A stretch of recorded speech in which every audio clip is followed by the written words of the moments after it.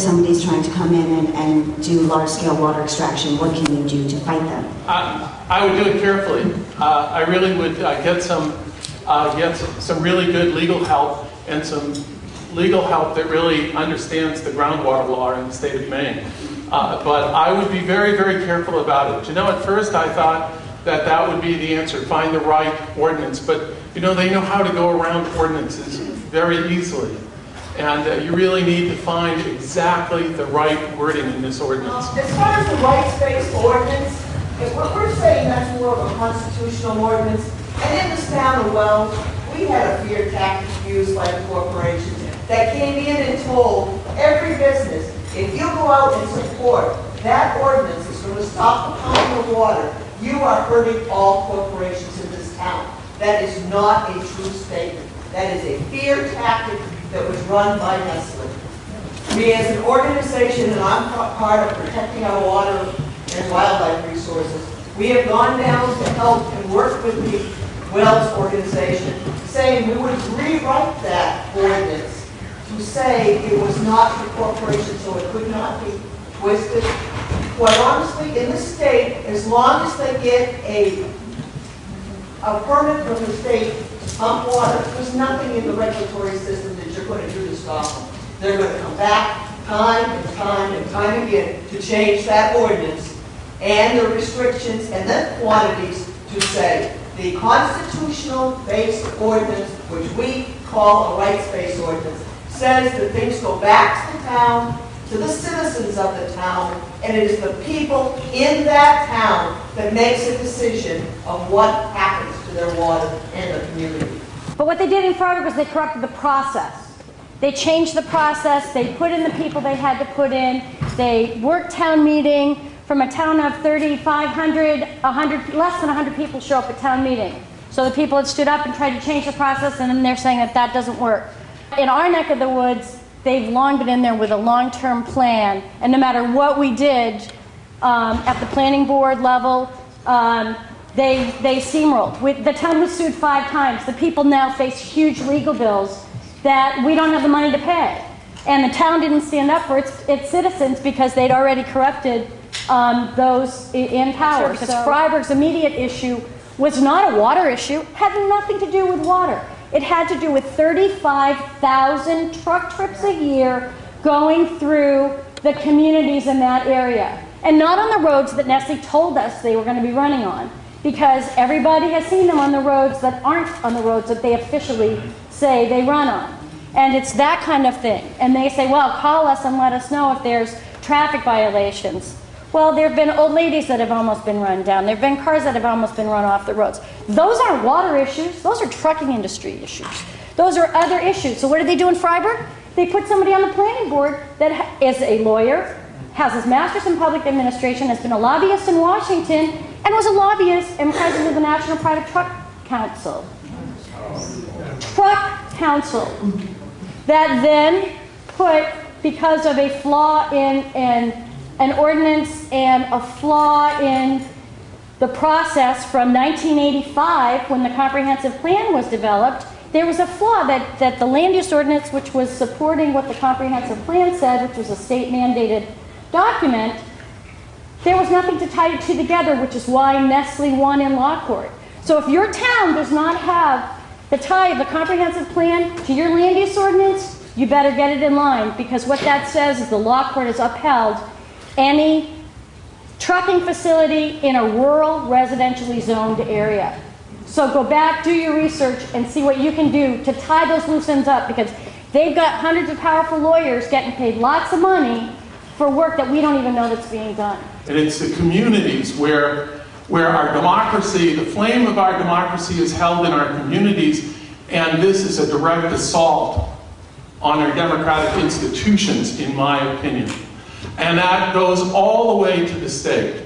And unfortunately, the state legislature hasn't really caught up with the population, because this issue is being spread and is being won in the grassroots. It has taken a long time for it to come along, but it is coming along. And but the state doesn't get it. So much so that, and we had a very simple bill that we put in, which just said that we would extend to groundwater the same protection that surface water has. It's one hydrological system with two bodies of law. So how simple can that be? We couldn't get one vote out of the Natural Resource Committee.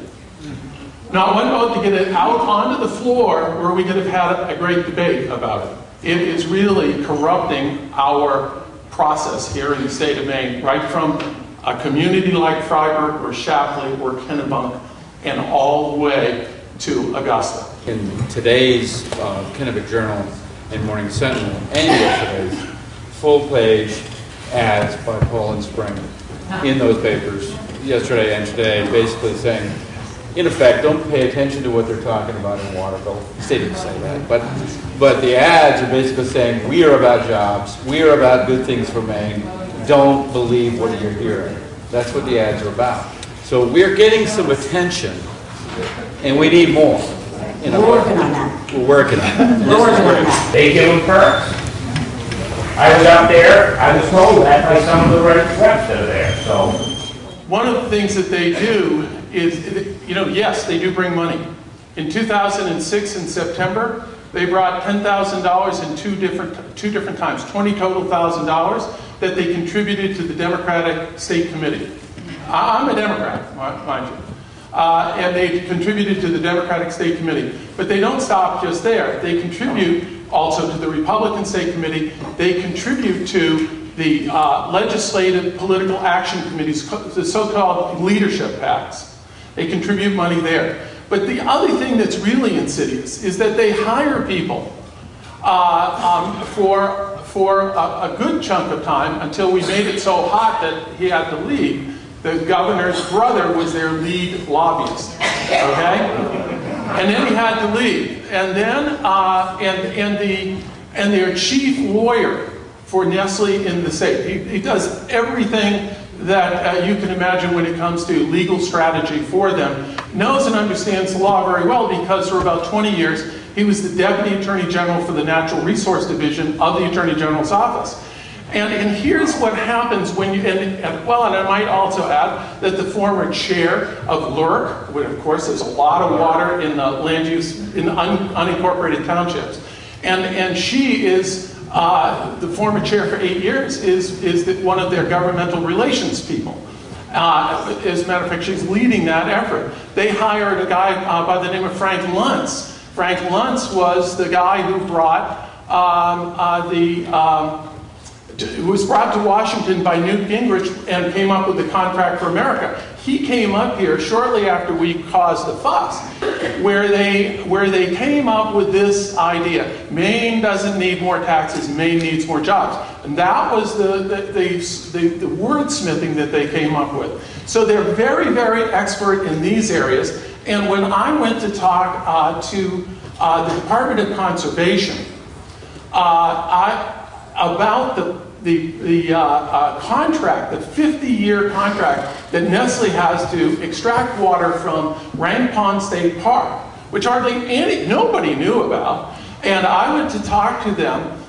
They said to me, it was, and you could see it was an honest sort of exasperation with me, and they said, well, Jim, how can you think that this is a bad thing? After all, you know Chip Aarons, he was there when you were a legislator, and he isn't going to do anything to harm the state's environment. And so you see, it's a subtle subversion, and I said to them, excuse me, but Mr. Aarons doesn't have his check signed by the governor anymore. The check is being signed by Nestle.